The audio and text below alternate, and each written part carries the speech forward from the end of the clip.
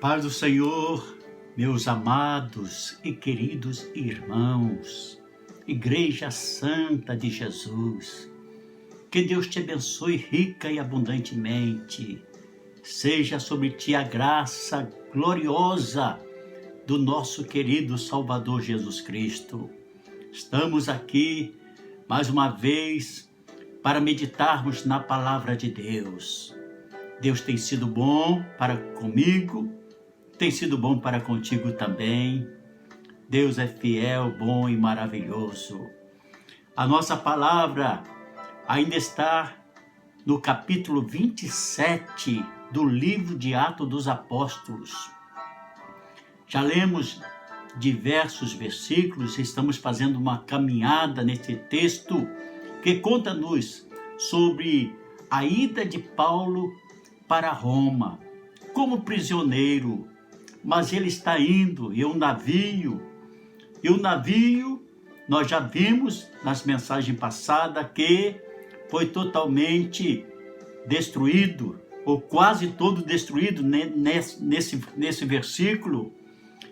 Mas nós vamos caminhar um pouco e saber como é que está o servo de Deus naquele navio, juntamente com Lucas, que está escrevendo, que está narrando os fatos, Aristarco, o comandante, o centurião, que estava ali levando Paulo preso, os outros prisioneiros, todos estavam naquele navio.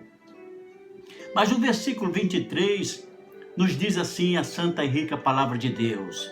Se você quiser pegar a sua Bíblia e ler, é bom ler a palavra do Senhor, se inteirar dela, meditar nela. Ela é nosso alimento, é nossa vida. Nós precisamos da palavra do Senhor. Diz-nos assim a santa e rica palavra de Deus. Vamos ler a palavra do Senhor que diz assim: digo isso porque na noite passada o anjo do Deus a quem pertenço e sirvo apareceu a mim. Que texto glorioso, não? Uma visitação de um ser celestial no meio de uma tempestade. Dissemos na mensagem passada que Paulo se pôs em pé no meio dos tripulantes, dos marinheiros e de todos que ali estavam naquele navio e ministrou a eles uma palavra de ânimo, uma palavra de bênção, convocando a eles a não ter medo. E nesse versículo de hoje, nós descobrimos por que Paulo tomou essa decisão. Ele não estava desanimado, ele confiava no Senhor. Mas houve algo que o motivou a ficar em pé, se equilibrando no meio daquela tempestade, no meio daquele navio jogado pelas ondas do mar, de lá para cá, de cá para lá. Mas ele tomou essa atitude.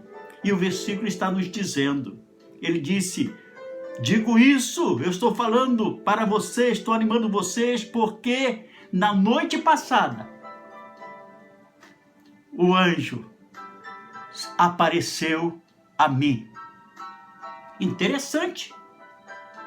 Ele falou apareceu. Por que ele está dizendo que apareceu? Porque o anjo já estava ali, querido. O anjo do Senhor já estava ali. Pense um pouquinho comigo. É promessa do Senhor. E as promessas do Senhor são reais e verdadeiras. Elas não falham. Deus não falha nas suas promessas. Se Ele prometeu, Ele vai fazer. E temos promessas na Bíblia com respeito a isso. Estou lembrando do Salmo 34 e o versículo 7, que diz assim: o anjo do Senhor acampa-se ao redor dos que o temem e os livra. Está escrito. É promessa. Você crê nesta palavra? É promessa do Senhor. Está escrito. O anjo do Senhor estava naquele navio.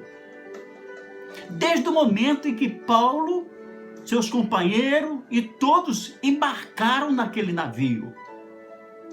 Porque a palavra diz que o anjo do Senhor acampa-se ao redor. Mas no meio de uma tempestade, pastor, sim, o anjo do Senhor não precisa terra firme, nem lugar suntuoso para simplesmente se manifestar e estar, não. Aonde estiver o servo de Deus, o Senhor ali está, viu? Pode ser no meio de uma tempestade, pode ser na cova dos leões, pode ser no meio de uma fornalha de fogo ardente, pode ser numa prisão como estava preso. O anjo do Senhor está ali, porque independe essas coisas para ele. E ele estava naquele navio. Mas naquela noite, ele se deixa revelar para Paulo. Paulo vê e fala com ele, conversa com ele. O anjo dá boas notícias para ele. Ele se revelou. O anjo do Senhor está aí contigo, querido. Está comigo aqui. Está conosco. É promessa. Ele está conosco. Jesus disse, eu estarei convosco todos os dias, até a consumação dos séculos, todos os dias. Dê glória a Deus, se regozije no Senhor. Assim é a palavra de Deus. Estou me lembrando de Juízes, capítulo 6, versículo 11, versículo 12. Conta-nos a história de Gideão. Por causa dos inimigos, Gideão, aquele jovem, foi malhar trigo no lagar. Foi malhar o trigo no lagar. Uma coisa estranha. Mas a palavra de Deus diz que o anjo do Senhor chegou primeiro do que ele, se assentou. E quando ele começou a trabalhar, malhar ali, fazer o seu serviço, o anjo estava observando. E de repente o anjo se revela a ele, certamente quase no final do serviço. E diz para ele, varão valoroso, o Senhor é contigo. É assim que Deus faz, é assim que Deus age. Isso aconteceu com a mulher de Manoá, mãe de Sansão. O anjo do Senhor estava observando aquela mulher, certamente, o seu modo de ver, de viver, de ver as coisas, de andar, de agir, os momentos bons da vida, os momentos de crise. Ela era uma mulher estéril, seus momentos de aflições, mas de repente o anjo se revela a ela e traz a notícia do nascimento do seu filho. Eu poderia citar muitos outros casos da Bíblia Sagrada.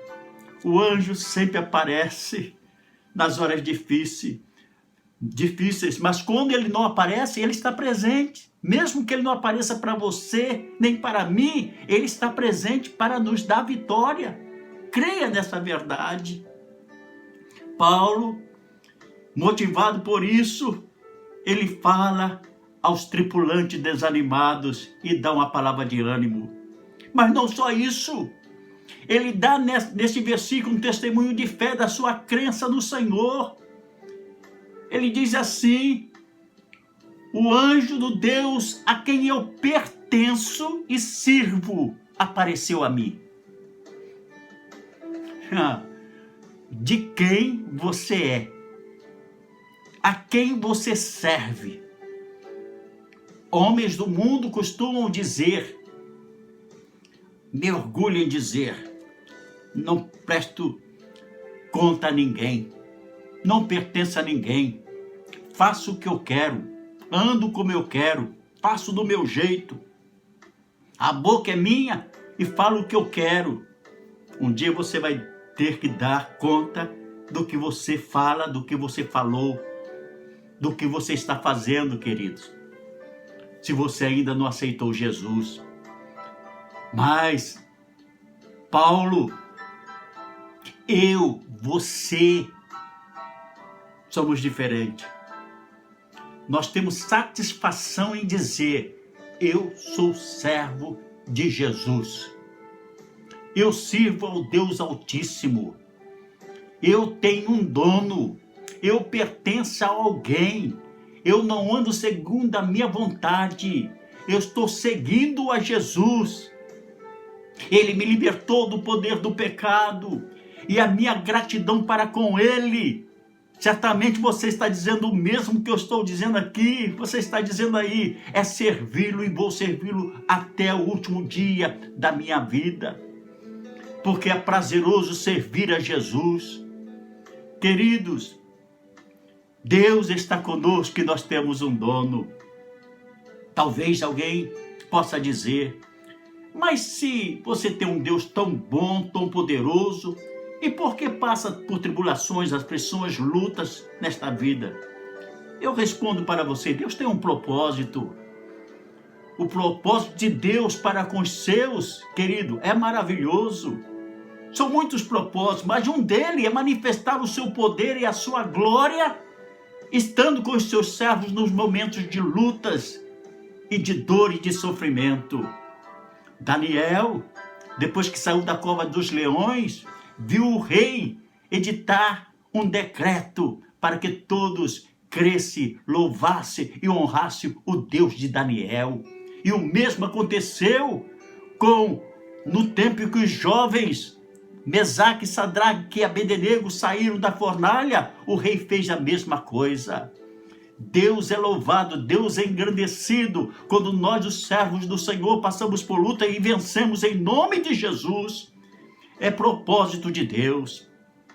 Que Deus abençoe a sua vida com um dia de bênção, uma noite de paz, uma semana abençoada, que você tenha a graça de Deus para dizer em alto e bom som, eu pertenço ao Senhor, eu sou servo do Altíssimo.